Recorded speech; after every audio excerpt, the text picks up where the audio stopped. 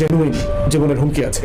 তো সেই হুমকি বিবেচনাতে আসলে হুট করে ওনার দেশে আসাটা প্রস্তুতি ছাড়া এবং সময় ছাড়া পরিকল্পনা করাটা খুব জটিল একটা সিদ্ধান্তের ব্যাপার। একদিকে মা মৃত্যুসজ্জায় আছেন, তার পাশে থাকাটা যেমন জরুরি, এটা আবেগের একটা ব্যাপার আছে।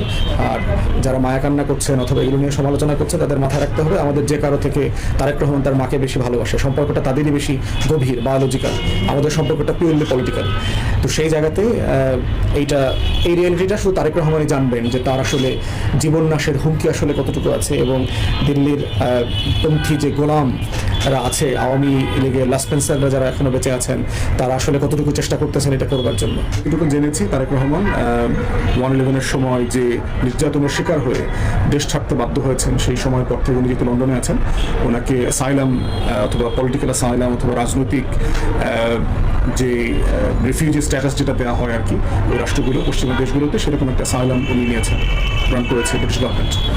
এবং আমি যেহেতু ইংল্যান্ডে লম্বা সময় immigration, asylum, international human rights law practice করেছি, তো সেই অনুষঙ্গকে কেন্দ্র করে আমি জানি যে যেই দেশের নাগরিকরা অ্যাসাইলাম ক্লেম করেন, যদি ব্রিটেন অথবা ইউরোপ, আমেরিকা তাকে অ্যাসাইলাম গ্র্যান্ট করেন, সালাম যদি গ্রান্ট করেন, তাহলে ওই রিফিউজি স্ট্যাটাসের যে ডকুমেন্ট দেওয়া হয় সেই ডকুমেন্টে লেখা থাকে যে এই ডকুমেন্টটা দিয়ে পৃথিবীর যে কোনো দেশে যাওয়া যাবে এক্সেপ্ট কান্ট্রি অফ অরিজিনের নাম লেখা থাকে, যেই দেশ থেকে আপনি পালিয়ে আসছেন। এবং আমরা জানি যে এটা ন্যায্য এই কাজটা, কারণ হচ্ছে যে আপনি ওই দেশে অনিরাপদ বলেই তো আপনি এখানে এসে রাজনৈতিক আশ্রয় প্রার্থনা করছেন। অতএব যদি ওই দেশে আপনি চলেই যেতে পারেন তাহলে তো আর আপনার এখানে রাজনৈতিক আশ্রয় দেওয়ার কোনো প্রয়োজন তৈরি হয় না।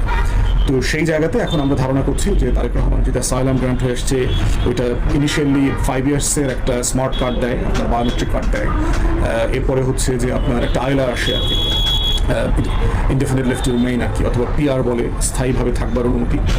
তো সেরকম একটা ডকুমেন্টে আছেন। তিনি ব্রিটিশ নাগরিকত্ব নিয়েছেন কিনা ওটা আমরা জানি না। যদি নিয়ে থাকেন তাহলে ওই ব্রিটিশ পাসপোর্ট দিয়ে আবার যে কোনো দেশে যাওয়ার সুযোগ ওনার তৈরি হবে। শুধুমাত্র সেক্ষেত্রে বাংলাদেশের যে ডকুমেন্টটা আছে, আপনার ট্রাভেল ডকুমেন্টের বিকল্প নো ভিসা রিকোয়ার্ড একটা স্ট্যাম্প নিতে হবে, যে ব্রিটিশ পাসপোর্টে বাংলাদেশি অরিজিন হিসেবে ওনার এখানে আসতে কোনো ডকুমেন্টের প্রয়োজন হবে না, কোনো আলাদা কোনো ভিসার প্রয়োজন হবে না, শুধু নো ভিসা একটা স্ট্যাম্প ওখানকার local British Bangladeshi high commission stamp করে দেবে ওখানে। তো এর বাইরে হচ্ছে এই রিয়ালিটি হচ্ছে ওনার লিগাল জায়গা। এখন উনি যে ফিরতে পারছেন না ইমিডিয়েটলি, অথবা অনেকেই প্রত্যাশা করেছে যে গত 1 বছর 16 মাস থেকেই তো উনি ফেরার কথা বাংলাদেশে, যেহেতু লম্বা সময় নির্বাসনে আছেন, এখন মামলা মোকদ্দমার ঝামেলা মিটে গেছে, দেশে আসলে উনিকে গ্রেফতার করা হবে অথবা জেলে যেতে হবে এমন কোনো সম্ভাবনা নাই। ইভেন বাংলাদেশ সরকার এমনটাও বলেছে ইমিডিয়েটলি যদি ওনাকে একটা ট্রাভেল ডকুমেন্ট দিতে হয়, সেক্ষেত্রে ওনারা 24 ঘন্টার ভিতরে ট্রাভেল ডকুমেন্ট ইস্যু করে দেবেন।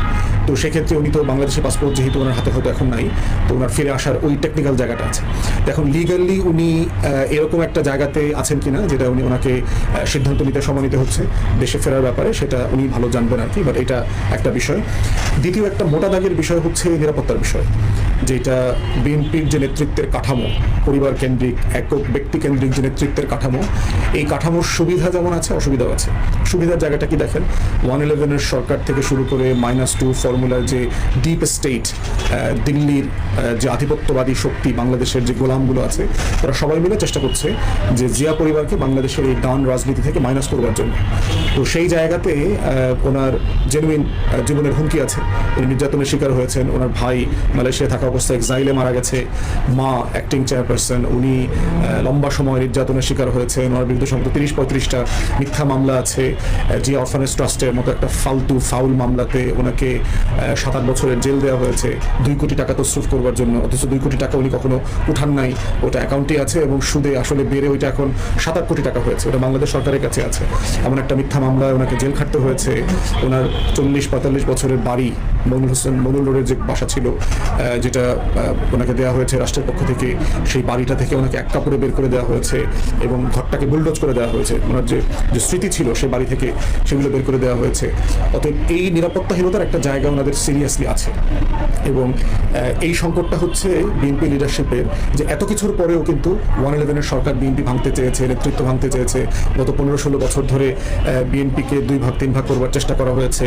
বিএনপি নামে অন্য বাটপারি নাম দিয়ে দল করার চেষ্টা করা হয়েছে, যেমন ধরেন বি চৌধুরীকে প্রমোট করা, তার দলকে, তারপরে হচ্ছে নাজমুল হুদা, ব্যারিস্টার নাজমুল হুদা, যিনি জিয়াউর রহমানের সাথে রাজনীতি করেছেন, তাকে দিয়ে একটা দল করার চেষ্টা করা হয়েছে। এই দল ভাঙার প্রচেষ্টাগুলো কিন্তু কাজে লাগে নাই। সংস্কারপন্থী উদ্যোগ নিয়ে দল ভাঙার চেষ্টা করা হয়েছে, 111-এর যে নির্বাচন কমিশন ছিল সেগুলো কিন্তু কাজে লাগে নাই। তো সেই জায়গাতে হচ্ছে জিয়া পরিবারের যে একটা এক্সক্লুসিভ লিডারশিপের জায়গা, সেই জায়গাটা বিএনপিকে এই বেনিফিটটা দিয়েছে। এইটার ফ্লিপ সাইড হচ্ছে যে ক্রিটিক্যাল টাইমে কোনো বিকল্প লিডারশিপ নাই। তা এখন তারেক রহমানই এক্সক্লুসিভ নেতা এই দলের, এবং এই সিম্বলিক জায়গাটা তাদের রাজনীতিতে খুব গুরুত্বপূর্ণ।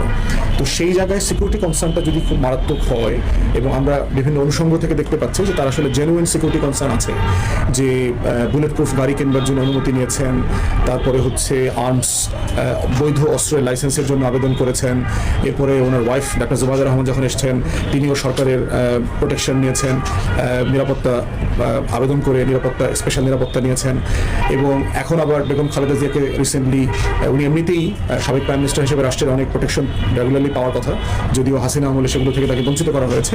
সম্প্রতি অন্তর্বর্তীকালীন সরকার ভিভিআইপি তাকে স্ট্যাটাস দিয়েছে, এবং এটার মধ্য দিয়ে উনি স্পেশাল সিকিউরিটি ফোর্সের যে সেফ প্রোটেকশন আছে যেটা প্রাইম মিনিস্টার প্রেসিডেন্টকে দেওয়া হয়, অথবা ভিনদেশি হেড অফ স্টেটটা যখন আসে, জাতিসংঘের মহাসচিবের মতো মানুষরা যখন আসেন, অথবা 1-2 সপ্তাহ আগে ভুটানের প্রধানমন্ত্রী এসেছিলেন, ওনাদের মতো লোকদেরকে এই প্রোটেকশনটা দেওয়া হয়। এটা বেগম জিয়াকে দেওয়া হবে, এবং দেখলাম কালকে এটার একটা প্রোটোকল ড্রিল আছে। এবার কেয়ার হাসপাতালের চারপাশে একটা খোলা মাঠে সম্ভবত 2টা বিমান সেফের উদ্যয়ন করবে, ওঠানামা করবে ওই সিকিউরিটি ড্রিলের অংশ হিসাবে।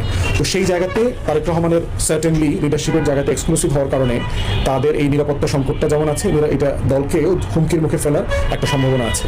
আমাদের মনে আছে গত কয়েক মাস আগে যখন শীর্ষ সন্ত্রাসী সুব্রত বাইনকে গ্রেফতার করা হয়, ডিবিতে রিমান্ডে কিন্তু তিনি অনেকগুলো কথা বলেছেন।